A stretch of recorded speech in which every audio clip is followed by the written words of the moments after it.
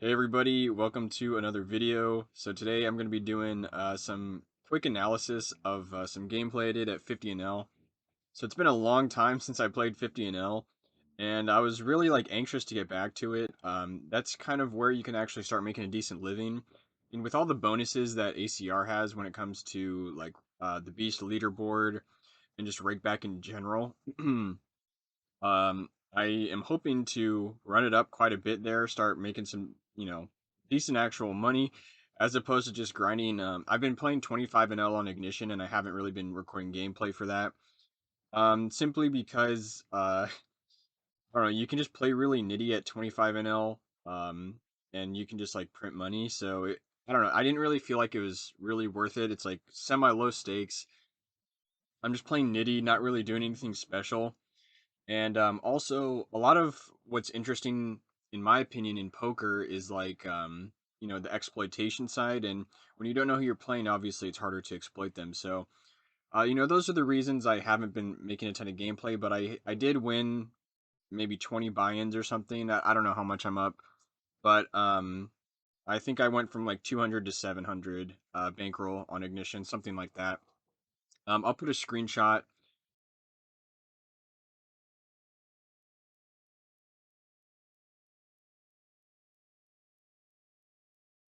um, of where I started and where I ended up. So anyway, our bankroll was, my bankroll. I say us, but the bankroll. How about that? Is somewhere around like 1,200 or something like that. So that's where you can definitely start shot taking at 50 and L.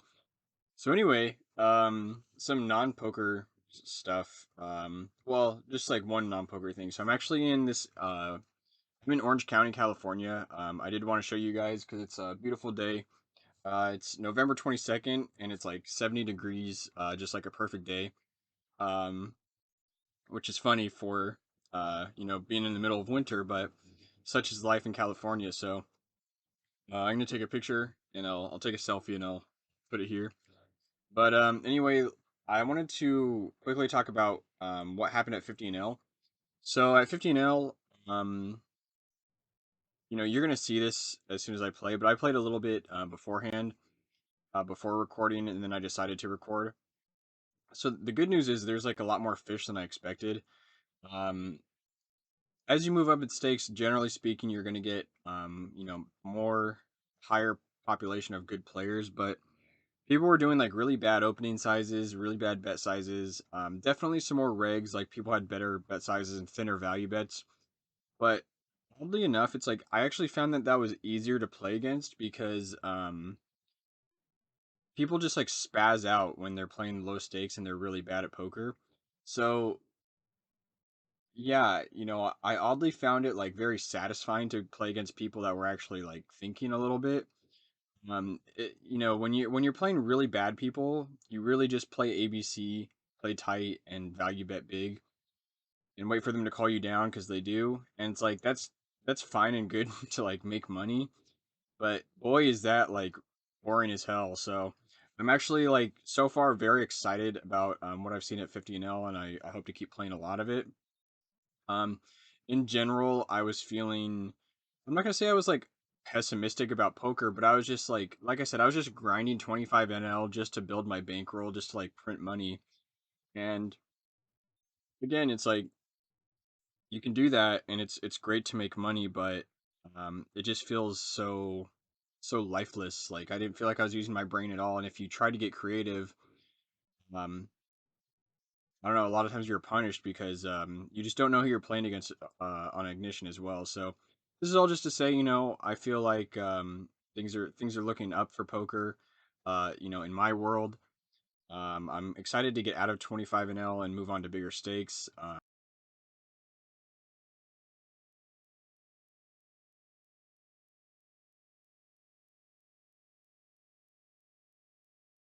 Like I said, really take advantage of the promotions on America's Cardroom. And then the last thing I'll say is happy holidays to all you guys. So if you got a holiday coming up, hopefully you spend it with people you love. And I guess that's all there is to say. So happy holidays, whatever you celebrate. And so now I'm gonna get into some analysis. It's The gameplay itself is it's not super interesting. There were like a few interesting spots out of the big blind where I won a few pots. Those were the only kind of interesting ones. And then at the very beginning, right before I started recording, I took a it wasn't a I guess it is a bad beat if you get it in with your opponent with like four outs on the turn. So I actually lost. Yeah, I'll show you guys in the video, but I'm down like not down. I'm up on the day, but I'm running two buy-ins below EV, which is like sad because yeah, it's not often that you just get it in with like your opponent almost drawing dead and then they just suck out. But anyway, onto the video and yeah, I'll see you in a second. All right, so the first thing we're gonna show is the very sad graph. Um, so there were just two massive pots that we ran bad in. I'm still very thankful that we managed to make our $13 today and not lose money despite running bad. So it's good for the graph, and it didn't hurt our bank account because we didn't actually lose money. We just should have won more. Both of these pots we ran twice and lost one of them when we got it in with top set. Top set one time versus an open ender, and then middle set versus two pair. So that's the graph for 50 and L today. Obviously, would have been nice to have that boost, but whatever, it's all right. As long as we're making money and playing well, the money will come eventually. So,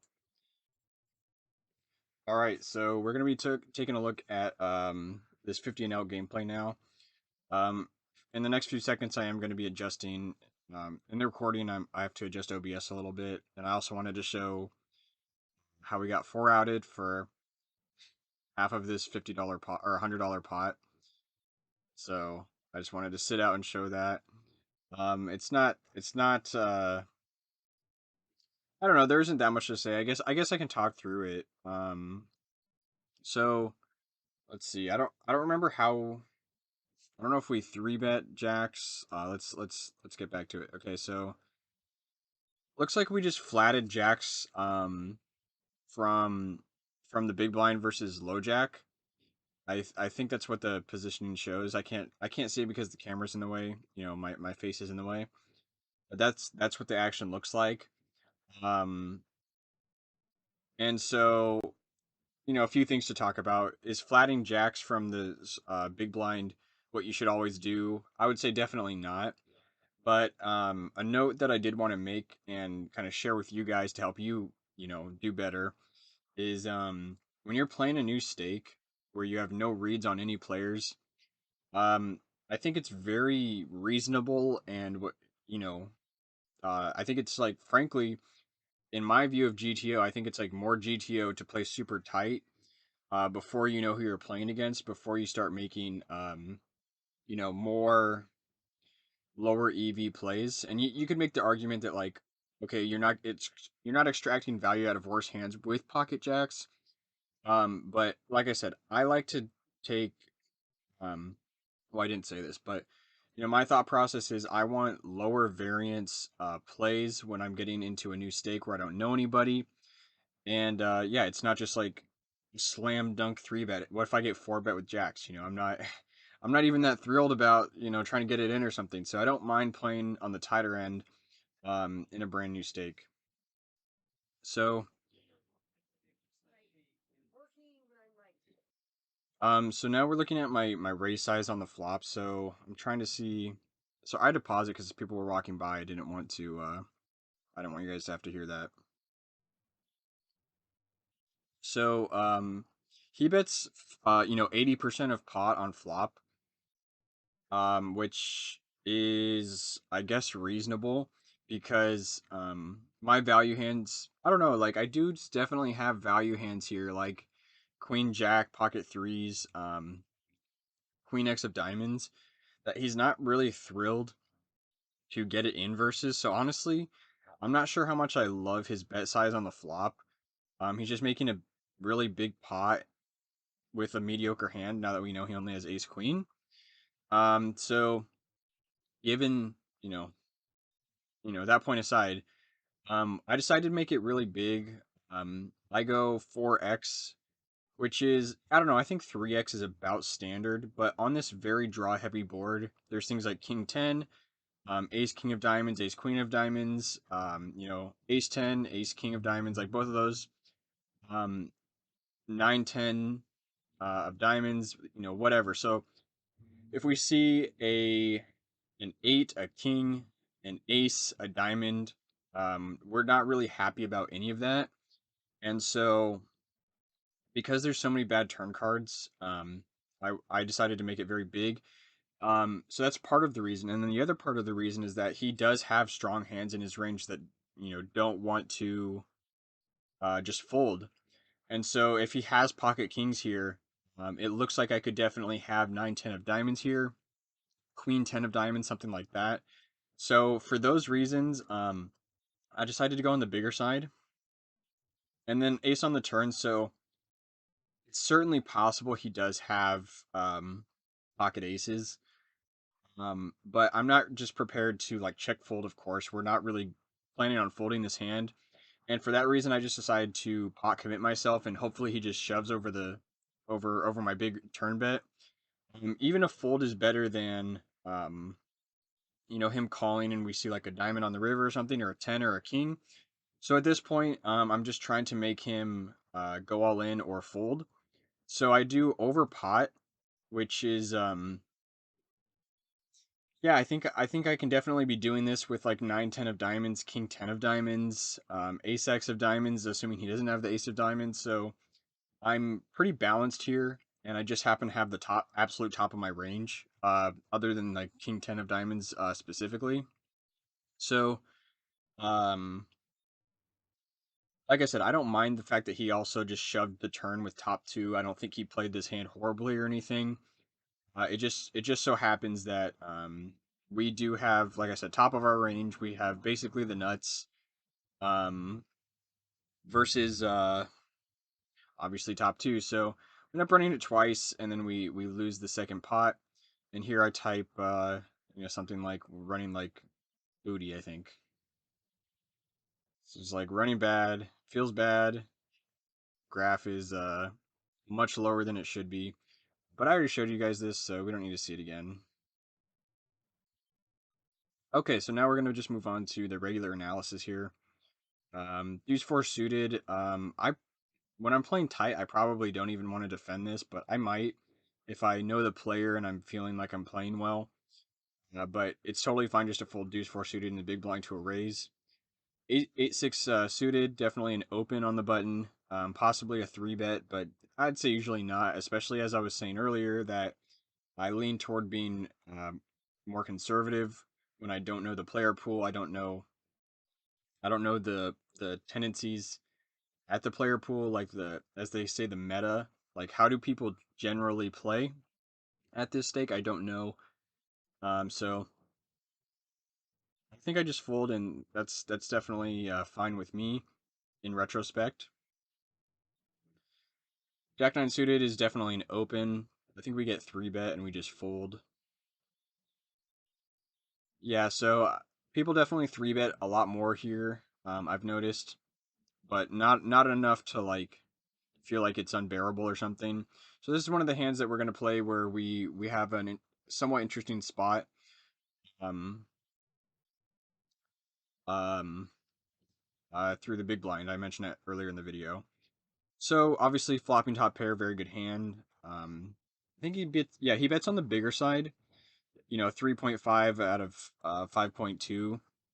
So something like three quarters. Obviously we're never folding against the button's range here for 3.5 big blinds. So we're kind of considering, what do we want to do on certain streets if we see a diamond? How many flushes are in our range? How many flushes are in his range? Um, what are we gonna do on certain boards? So obviously we don't like to see the diamond, but in the way that I was looking at the hand is that our range is like completely uncapped, and his range is just weaker. because he's on the button. And we also have top pair, and we don't want to give a free river. If we see like a king, ace, queen, or a diamond, we're obviously like hating life if he barrels again. So this might not be GTO approved, but this is my thought process, which was I'd rather represent the flush and over rep our top pair and get him to fold out all of his like king queens with like a queen of diamond or something, or the random ace of diamond is like less likely to call. Um, I mean, it's probably still going to call, but I just wanted to force out all of his air and not give a chance at a free diamond, and also it keeps flushes in our range. So maybe that's a weak play, and maybe it's not solver approved, but it made sense to me, and it ended up working. And that's that's my analysis of the situation. I didn't want to give a free card, and I'd rather keep a flush in our range. 9-5 easy fold.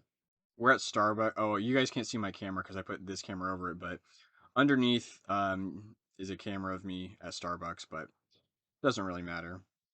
King 5 suited. I think this is an easy open. Um, if people are playing more aggressively, then maybe not.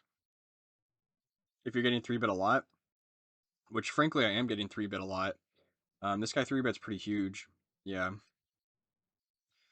So, if I'm feeling myself, I might consider 4-betting King 5 suited. I was watching, I think it was Ape Styles, and he found that like 4-betting King 4 suited and King 5 suited, I think King 4 suited specifically was like a slightly winning play. Um, Maybe that's only like tournament relevant, but I don't think it's a horrible hand to 4-bet with. You've obviously got possibilities for top pair with king. You've got straight outs, and it also allows him to have more combinations of like ace 5 in his 3-betting range as opposed to 3-betting with king 4. Versus king 5. That's like a very like micro analysis of like very specific, but maybe in the long run it's like slightly plus more EV. Um, Having that extra 4-bet in there. I'm not sure. So here I was like, okay, GTO, I'm pretty sure this is always a 3-bet, but again, I'm leaning toward conservative play when I don't know who these players are. So here we flop middle pair on a pretty wet board, and we also have the jack blocker. So one combination of queen jack, or I guess I don't know how many combinations. I'm not a GTO wizard, but we're blocking queen jack in some instances, also jack 10 in some instances. And also, I just don't think he's really using this bet sizing with an actual strong hand, to be honest. I think this is like, yeah, I think this is a pretty weak bet. Um, I don't I don't think this sizing should ever really happen. Like if yeah, that's just my thought process. It just seemed weak. I don't think something like king 10, ace 10, jack 10 are ever betting like 45% pot or whatever that was. It just seems like people are going to bet bigger or smaller. Um, yeah. So that's kind of my thought process. And then this is another one of those spots where I decided to lead on the turn. I think it's just very strong, and it's just a much stronger line than checking and trying to sometimes represent the 10 on the river. I think if you just bet on the turn, you're representing the 10 much more often. And yes, once again, I am over representing my hand, but it just seems to me that we have a lot more tens in our range. And until it's proven otherwise, that people are going to start punishing what I'm doing. Like it's worked 2 out of 2 times now, where I lead the turn on a scary turn where we have much less of a capped range than he does. And so if you're playing some psychos, they're going to start raising you on these donk leads, I'm sure. But like I said, until it's proven to me that people are going to punish what I'm doing, I'm going to do it. That's to me that's what poker is that you find innovative ways to make money until people have an answer. So once again, I'm going to sizing that I would do with like nines full, king 10, jack 10, all of these really strong hands, and I think this just keeps way more strong hands in our range, and it takes away a lot of his bluffing possibilities, unless he feels like going crazy against an uncapped range, which we do have. So we do get 3-bet here. This guy 3-bets to 11, I think, or like 12, something really big. Oh, never mind. Only like 3.5x.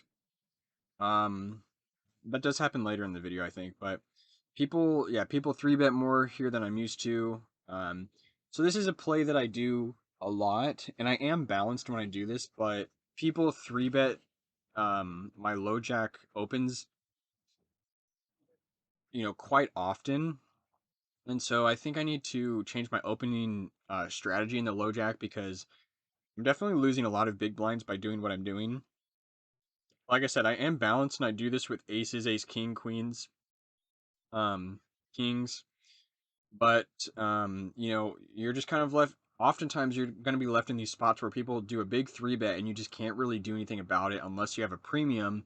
So I need to either 4-bet more with not as premium hands or stop doing what I'm doing. So this is something to think about. But this is just this has been my experience playing today. 9-8 offsuit, not necessarily an instant fold, but just leaning toward playing very tight, like I said. 7-8 suited, I think this is definitely a defend. You can even 3-bet this sometimes. But once again, going for conservative play here. So this is a board that I was considering check raising. And the reason for that is that, people in position are going to over c-bet on king high boards. And having a hand like 7-8 suited isn't the worst for a check raise. But the reason I decided against it is because usually when you do these kind of like check raises with backdoor draws, usually you either want to do it with a pair that you can make 2-pair or trips, or you want to do it with something that also has straight possibilities. So if the board was like 4-5 king, obviously I'm much more likely to check raise because I have the gut shot and the backdoor diamonds, or even something like um, 9 yeah, 9 king deuce. At least I would have 3 to a straight and backdoor diamonds as well. And I can try to represent like jack 10 or queen 10. But yeah, when you just have not that much equity against a hand that sometimes actually is, um, you know, j- like sometimes he does just have 3 kings here, or ace 4 spades that we're just doing horribly against. So that's the thought process that went through my head, and I decided to just let it go. A7 doesn't have to be a fold, but that's in the cutoff there. Um Versus a low jack raise, I'm just gonna fold king 10 offsuit. Wait, I said cutoff. Yeah, cutoff. King jack, I think this is just like always a defend pretty much. Unless someone just opens for an unreasonable size. You could 3-bet, but I think it's just fine to defend with. Hmm.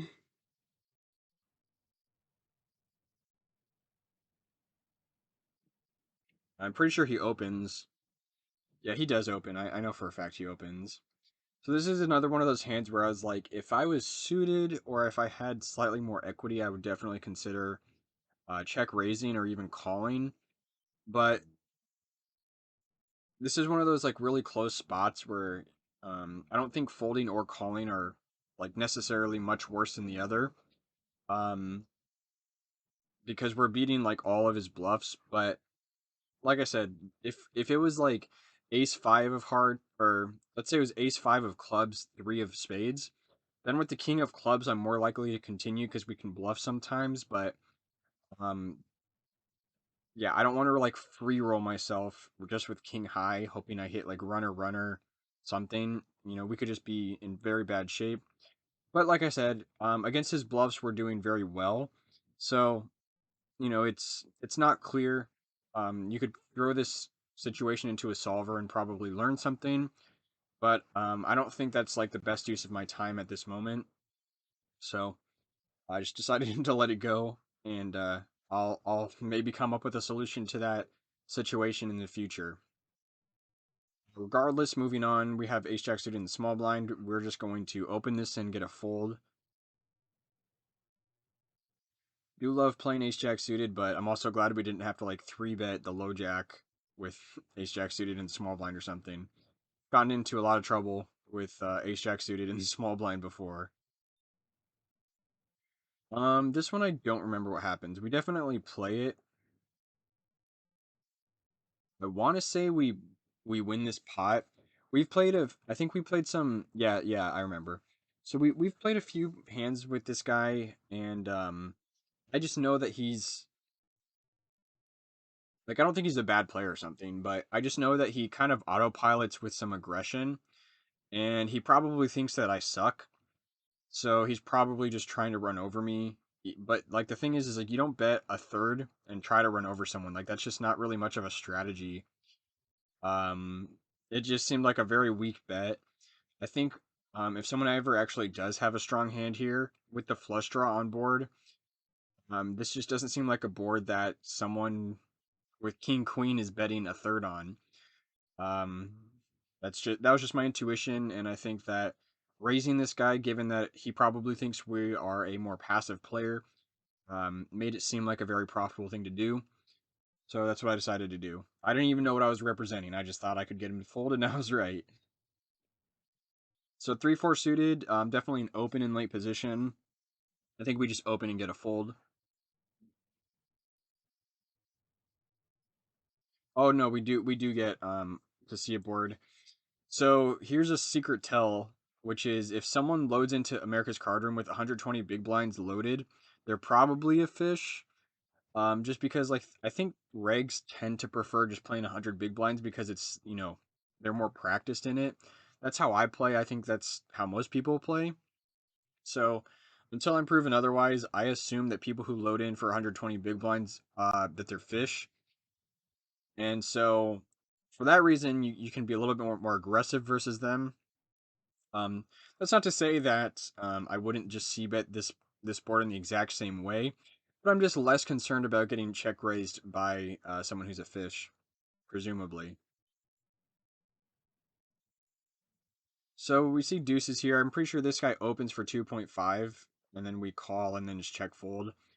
I don't mind continuing on this board, but I would rather it be like um ace 3 7 as opposed to ace 3 jack because there's a lot of hands like queen jack, jack 10, king 10, king queen that are they're just always going to continue and they have a lot of equity. So it's not like I was going to lead out or something, but in terms of like just what's my thought process on this board with my specific hand, I guess all I'm saying is deuces are a lot better on ace 3 7 than they are ace 3 jack. Like if we ever thought about check raising or something. Um, so we're just kind of considering what hands can we get to fold right now. Obviously a queen is probably not folding. King 10 never folding. King queen never folding. Even an ace never folding. Probably not a jack unless you start betting pretty big. But what I am trying to do is start folding out things like 5 6, 6 7, 7 8. I guess 9-10 probably isn't going to fold for this price, but I'm just trying to fold out hands that we are currently beating. But as I kind of say it out loud, I realize even a hand like 9-10 isn't folding. And so I think if I'm going to bet here, I need to also plan on betting river, which I was definitely thinking about. But continuing my analysis out loud here, I would say that I like a river bet, like a nice meaty river bet, maybe. Well, yeah, so I mean the thing is I was right here. I don't know if it shows on my the scroller on the bottom of the screen, but I was thinking I could bet pot, I could bet 2x pot, I could bet 150% pot because at this point it's really hard for us to be ahead. Yeah, I clicked the 150 and then I checked because I was just like, I'll just let it go, let it go. I just decided to play like a nit because I thought that he did have some like ace fives in his range. I still think it's profitable because the majority of his range is still going to like it's still profitable because okay, part of his range is going to be weak aces, but also part of his range is like 9-10, 8-10, queen x, even king queen is probably folding for 2x pot or 1.5x pot. So in retrospect, I think a big river bluff is probably the way to go. And what am I going to balance that with is probably going to be like king 10. Obviously, the nuts, I'm going to bet big. And then probably like ace 7 and ace 3 and pocket 3. So there's plenty of hands in my value range that I can actually start bluffing quite a bit if I do decide to take that line. So, just talking it out right here with you guys, I definitely just learned something right there, which is that's probably a very profitable bluff to make. And once again, you do need bluffs in your range when you're taking that line. So why not use deuces? So moving on. We're looking at king 8. I think this is just an open, and I probably get some folds. Since oh no, someone else raised. Definitely not a 3-bet, so I think just folding is fine. I do want to say this is where we get 3-bet really big. Yeah, this guy goes over 4x, and to be honest, like I'm surprised, but it's not even a bad strategy to 3-bet really huge in this position because more often than not, you can just fold out hands exactly like mine versus the cutoff because they're opening so wide. So it's not even like a bad play, to be honest. Um, yeah, I totally don't mind it. It's just like it's just interesting to 3-bet so large. But yeah, obviously when you do run into a big hand, and you're doing this with your mediocre hands, you're just gonna have to fold. But it's probably still profitable to do these huge 3-bets in position. So I don't mind it, and I might start doing that more often. Um, Ace 5 suited, definitely an easy open.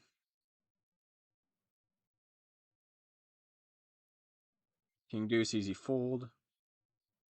10-8 should be. I mean, you could open that if it's unopened, but definitely don't have to. So that's gonna wrap up the commentary. So I'm going to.